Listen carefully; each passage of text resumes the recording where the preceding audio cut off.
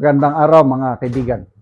Pag-usapan natin ang nakakabahalang pahayag o prediction ni Senate President Gatchalian tungkol sa impeachment trial ni BP Sara. Posible daw abutin ng sobra 1 taon ang impeachment trial. Okay, advertise muna tayo. Meron tayong stock ng dark chocolate. Pwede kayong mag-order dito.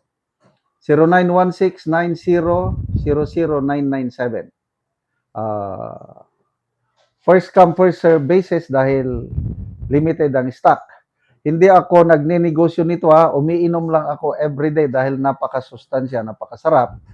Gusto ko lang din matulungan ang mga farmers, cacao farmers ng Bukidnon para maibenta ang kanilang produktong sikwati o tablia. Okay, meron tayong ongoing fund drive para sa Brave 18 Marines. Yung unang napadala natin last month is 250,000 pesos galing sa inyo. Ngayon, meron na tayong naipon as of now, 40,000 pesos. Kasi kailangan nila ng tuloy-tuloy na suporta dahil sa dami ng kasong hinaharap nila. Nakarating pa sila as far as Marawi para harapin ang kasong isinampa ni Congressman Adjung. Okay, yung mga gustong tumulong, dito kayo magpadala sa GCash 0966-265-8480. 0966-265-8480. Evan Henry Sibog ang pangalan. Evan na Echo Victor Alpha November. Okay, ito na. Itong post ng Philippine Star. Nakakabahala. Tinatayang magtatagal ng mahigit 1 taon ang impeachment trial kay Vice President Sara Duterte kung sakaling magtutuloy ang kasalukuyang takbo ng paglilitis ayon kay Senate President Sherwin Gatchalian. Ano ba yan?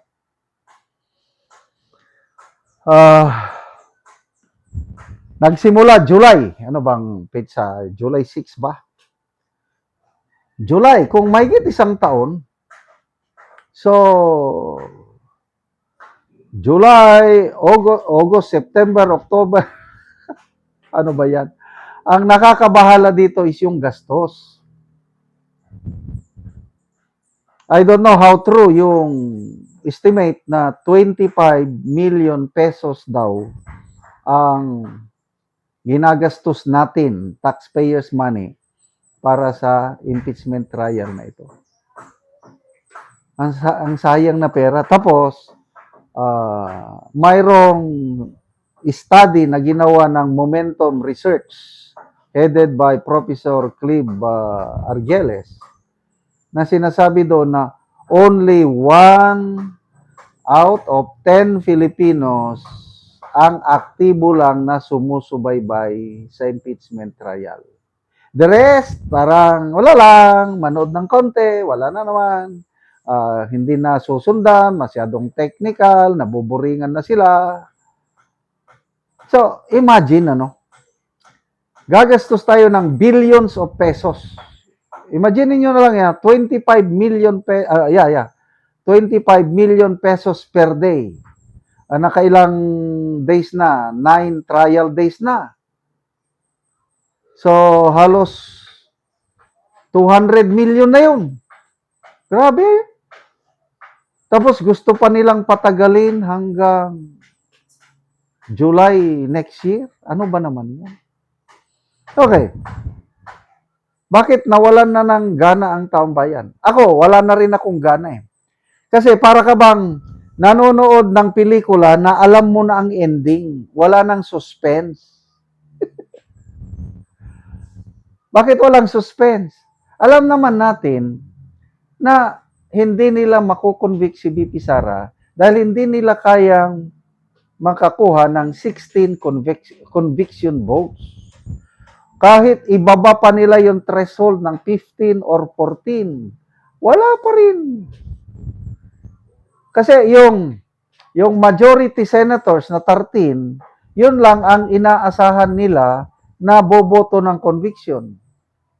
hindi pa lahat yung 13 ay boboto ng conviction. Ako, may nakikita akong 3 dyan na alanganin eh. Excuse me. Subiri, pro Duterte ang Bukidnon. Hindi niya pwedeng kontrahin ang mga botante sa Bukidnon dahil yung political career niya masisira. Kaya si Subiri either mag-acquit or abstention. Itong si Escudero at saka si Ejercito, magre-re-elect sila sa 2028. Hindi nila pwedeng banggain ang sentimento ng taong bayan dahil yung survey results ni BP Sara, siya talagang nangunguna. 49% ang kanyang voters preference sa survey ng Pulse Asia. Tapos, bobotohan mong i-convict, ay para kang nag-suicide. Political suicide niya. Kaya yang si Escudero at saka si JB Ejercito, baka abstention or acquittal. Kaya 10 lang ang siguradong mag-convict sa kanila. O paano sila mananalo? Wala. Kaya nga, itong trial na ito is waste of government's resources, time, pera natin yan. Kaya, bakit nila gustong patagalin? Baka the more na magtagal ang trial, gusto nila na masisira nila nang masira si BP Sara. But they are totally wrong. Kasi lalong na yung sympathy ba? Kasi in-explain ng Pulse Asia, si Professor Holmes, bakit mataas ang rating ng mga Duterte? Hindi lang si BP Sara, pati vice presidential candidates. Ang nangunguna, Bongo and Robin Padilla. Senatorial candidates, 6 na Duterte allies ang pasok sa Magic 12.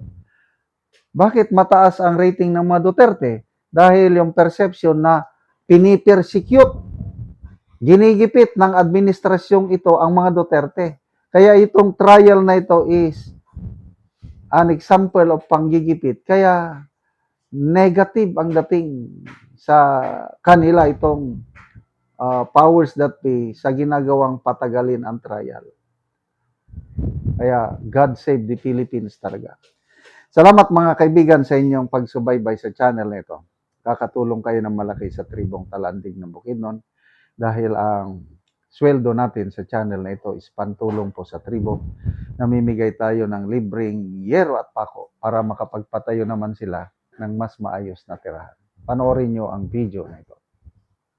Ako diri sa panimalay ni Jorely Autahay nga taga Sitio Kalapa, Tagbak, Talakag, Bukidnon. So mo na ni ang gitabang nga yero nga ilang giatop. So nagdali-dali ni sila sa pag-atop tungod kay nakig-ipon lang ni siya sa iyang igsuon. Tungod kay wala sila balay, so karon nga naay tabang, so karon nag-atop na gid sila sa gitabang sa ilaha nga yero. So mo na ni ang itsura sa ilang balay. So, dinhi na gid ang ilang tuluganan. Yung odto sir kuan ay may odto sa tanan. Unang-una pasalamat pod mi sa Ginoo nga kuan. Nga nagyud siya gigamit nga tawo nga para nakatabang sa amoa. Pasalamat mi nga nakakuan na mi kuan balay. Nga kuan kay sa una kuan raga. Dito ra mi ga tipon sa akong manghod na murag kakuan sad mi dayon. Dako gid kay siya tabang sa amo ang nakahuman nami sa among balay. Kuan ang Ginoo na gid ang magbalos sa nagtabang. So, kuan ganin. Manghinaot mi nga kuan magpadayon pa ni siya nga tabang kay para daghan pa ang matabangan nga mga tao kay daghan pag sad ang gakinahanglan nga para makabalay sila kay kung kita ra murag galisod gid sa kuan mo nang dako ay ni siya nga tabang sa katawhan siguro na so pila ka tuig nga nakig-ipon lang ka sa imong igsuon? Murag kuan mag isa na ka tuig. Isa na ka tuig. So karon na mo nga nakabalay nga tungod lang sa kay naay tabang. Kung wala pa ang tabang, di pa gyud mo kabalay. Di na kabadgetan gyud. So kung inyong pangwarta taman ra gyud sa kaon. Oo. Oo, so salamat kaayo. Salamat gid kay sa nagtabang.